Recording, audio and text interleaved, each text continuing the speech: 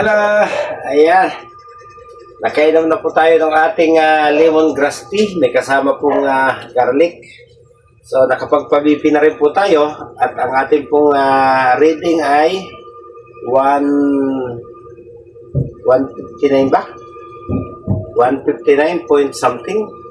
Over 95. So, medyo normal na po yun sa akin. Kaysa doon sa mga previous days, mga kabihero. Nakapagpalit na rin po tayo ng damit. Nakakain na po tayo ng saging na saba. Nakapaligo na po tayo. So, kalalabas lang po natin ang banyo. Kawawa naman po ng ating taga-alalay sa pagbibihis, mga kabihero. So, every other day po yung ating therapy. Kaya lang, may morning routine po tayo na kahit pa paano po, hahakbang-hakbang po tayo.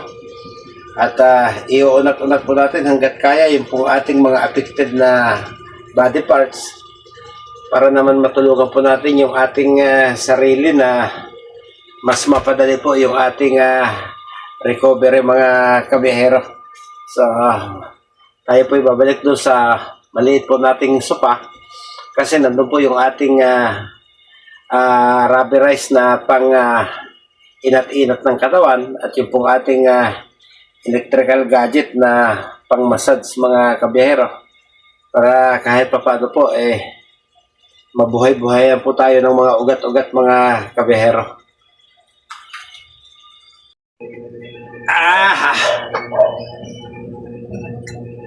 Okay, wag muna tayo ng bahagya.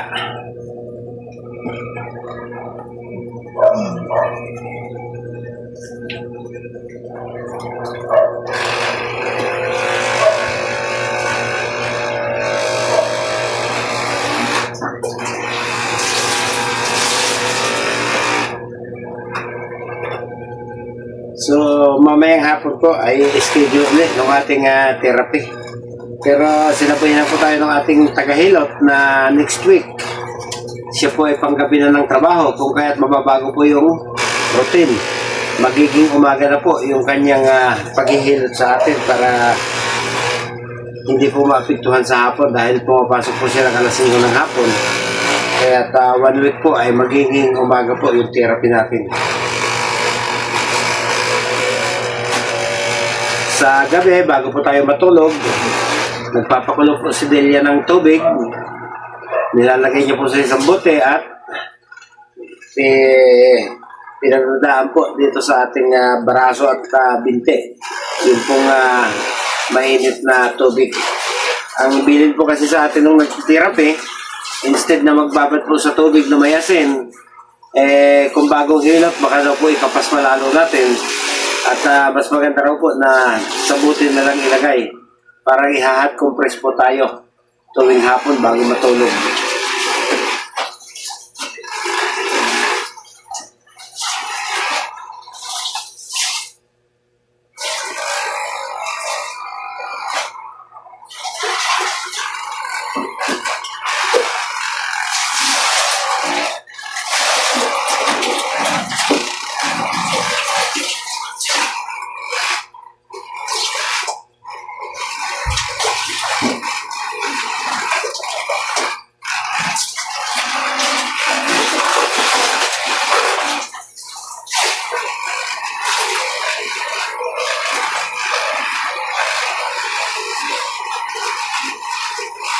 Sa umaga, kumakain din po tayo ng raw garlic.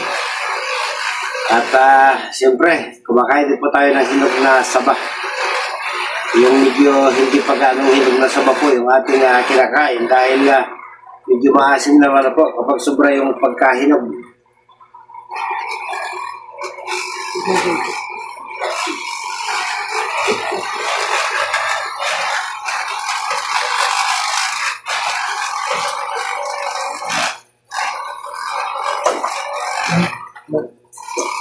Tayo po ay hindi umiinom ng alak.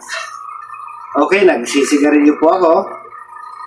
Pero ang isa ko sa nakikita kong dahilan talaga, mahilig ko ako magpuyat.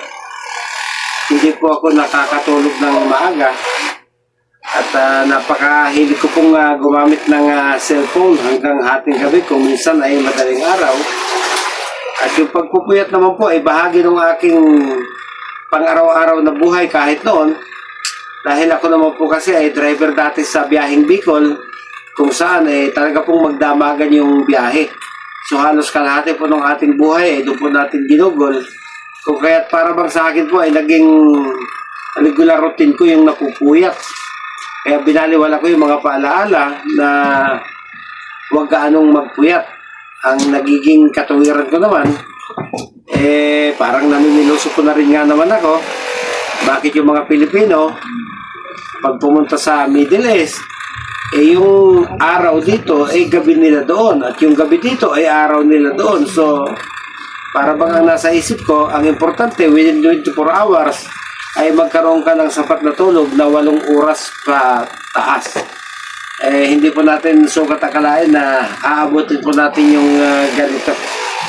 So, siguro, ang may papayo ko lang sa iba, kanya-kanya na lang po tayong ingat. Dahil katulad nga po na sinabi ko, hindi naman po ako nagiinom ng alak. Alam po yan ng aking mga kaibigan na kahit libre po ang alak, kahit imported pa yan, yung iba ay sarap na sarap. Ako po talaga hindi umiinom. Tumitikim ako isang tagay dahil sa pakikisama para lang hindi maging KJ yung dating natin sa tropa. Pero sa mga talaga pong kilala ko, hindi po nila ako pinipilit na uminom. Pinapayagan nila ako na makihalubilo, makipagkwentuhan sa kanila. Pero alam po nila hindi po ako tumatanggap ng tagay. Kaya alam po nila yon. Kaya hindi ko malaman kung saan nang galing ito. Totoo, malakas din po tayong kumain ng kanin. Posible isa rin po yun sa dahilan. Kaya lang, nasasabi ko, puro posible. Dahil nandalahin nga po tayo sa Quezon City General Hospital, wala naman pong sinabing kung ano. Kahit po tayo dumaan sa kanilang mga laboratory test, wala pong sinabi kung ano. Hindi po tayo pinayuhan ng kung ano-ano. Pagkatapos tayo singilin, hindi wala po tayo binigyan ng pampakalma ng dugo. Nagising tuloy tayo isang umaga na ganito na po yung ating hitsura. Samantalang pumunta po ako sa kanilang ospital ng maayos na naglalakad. Pumasok sa kanilang emergency area. Pero mukhang ang salubong po sa atin ay hindi pang emergency. Kahit nakita na po nilang 190 yung ating dugo, wala pong ginawa silang aksyon. Pinalaboratory tayo bago tayo pinauwi. Sa loob ng 5 oras halos. Yun lang po yung ginawa nila sa ating aksyon.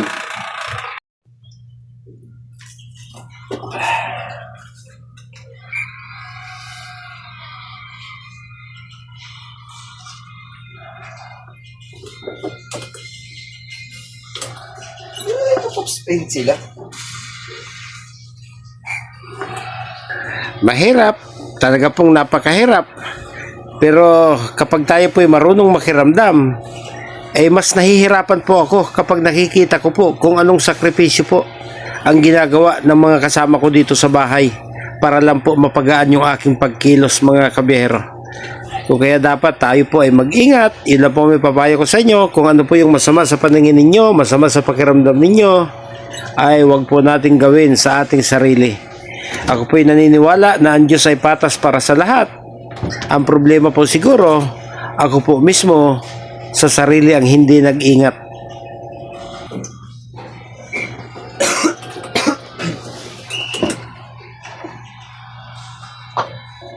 Sana huminto na po yung masamang panahon.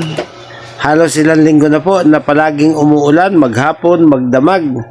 So hindi po tayo makalabas para doon po tayo sa kalsada magpainit at isagawa po ito pong ating counting ehersisyo, mga kabihero. Iba rin po kasi kung yung ating katawan po ay nasisikatan ng araw sa umaga, yung hindi pa po kainitan, para naman po sa karagdagang bitamina sa ating katawan at makapagdagdag po ng enerhiya para mas maaga po tayong makarecover.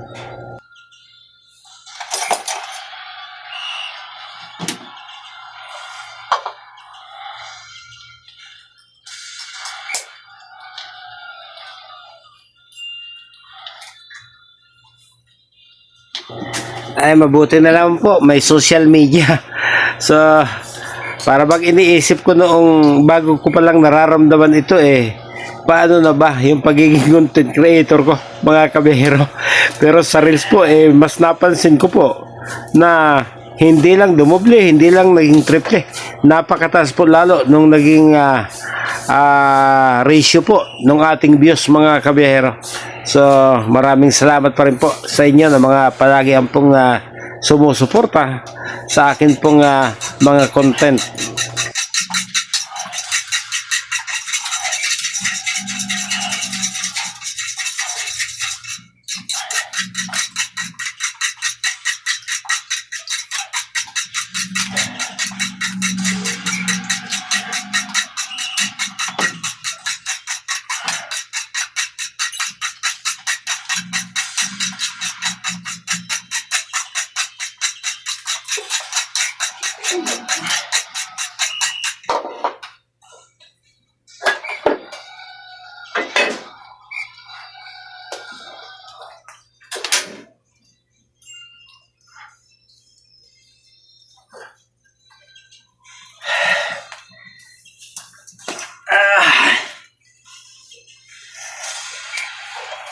Ayun.